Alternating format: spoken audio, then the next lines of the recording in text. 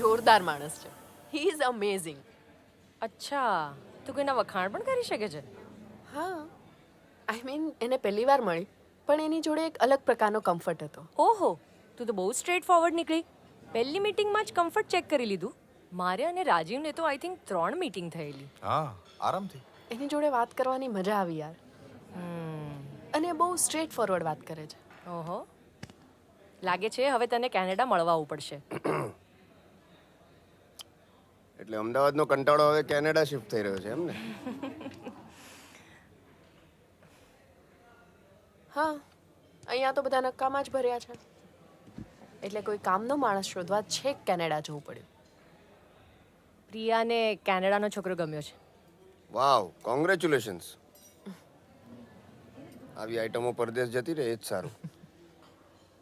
પણ તારા મમ્મી તો અહીંયા એકલા રહી જશે નહીં?